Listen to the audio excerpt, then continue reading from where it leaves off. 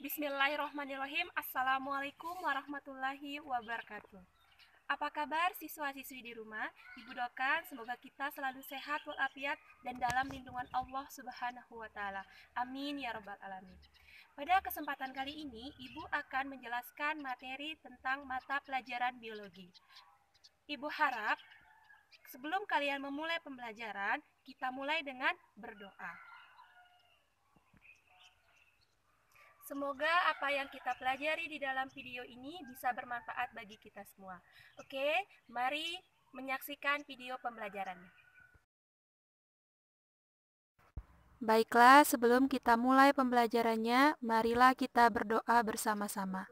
Bismillahirrahmanirrahim. Raditu billahi robba, wabil islami dina, wabi muhammadin nabiyya wa rasulah, Rabbi sidni ilma, warzuqni fahman. Amin. Sistem reproduksi manusia bagian keempat. Proses perkembangan atau matangnya organ reproduksi pada anak laki-laki umumnya terjadi saat berumur antara 10 sampai 14 tahun. Proses ini ditandai dengan dihasilkan cairan mani yang merupakan campuran dari sel-sel sperma dengan getah-getah yang dikeluarkan oleh kelenjar reproduksi. Proses pembentukan sperma terjadi di dalam testis, yakni di bagian tubulus seminiferus. Proses pembentukan sperma inilah yang disebut dengan spermatogenesis. Proses pembentukan sel sperma atau spermatogenesis terjadi di dalam tubulus seminiferus. Kata tubulus berasal dari kata tubula yang artinya saluran, sedangkan kata seminiferus berasal dari kata semen yang artinya sperma. Jadi, tubulus seminiferus adalah saluran panjang yang berkelok-kelok tempat pembentukan sperma. Kumpulan tubulus inilah sebenarnya struktur yang membentuk testis. Proses pembentukan sperma pada saluran tersebut terjadi secara bertahap. Diawali dari sel induk sperma atau spermatogonium yang bersifat diploid atau 2N. Ingat ya, diploid di sini atau 2N itu maksudnya adalah kromosomnya berpasangan. Selanjutnya, sel spermatogonium mengalami pembelahan secara mitosis maupun meiosis dan mengalami diferensiasi atau perkembangan, sehingga terbentuk sel sperma atau spermatozoa yang memiliki ekor.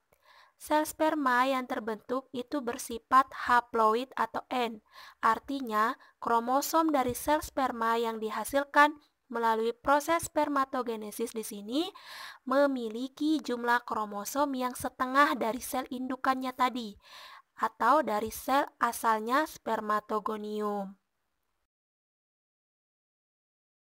Jadi pada gambar ini dijelaskan mekanisme dari proses pembentukan sperma atau spermatogenesis. Nah, di sini sudah terdapat gambar dari potongan melintang tubulus seminiferus, di mana tubulus seminiferus ini adalah tempat pembentukan sperma atau tempat berlangsungnya proses spermatogenesis. Nah, dari awalnya spermatogonium atau sel indukan sperma mengalami pembelahan secara mitosis, menghasilkan spermatosit primer. Selanjutnya, spermatosit primer mengalami pembelahan meiosis, menghasilkan spermatosit sekunder. Spermatosit sekunder mengalami lagi pembelahan meiosis kedua menjadi spermatid. Nah, spermatid ini nanti dia akan berdiferensiasi atau mengalami perkembangan menjadi spermatozoa. Spermatozoa inilah yang dimaksud dengan sperma atau sel kelamin jantan pada laki-laki. Sampai sini dulu penjelasan Ibu tentang materi pembelajaran kali ini. Marilah kita tutup dengan sama-sama membaca doa kafaratul majelis. Subhanakallahumma wa bihamdika asyhadu alla ilaha illa anta astaghfiruka wa atubu ilaik. Wassalamualaikum warahmatullahi wabarakatuh.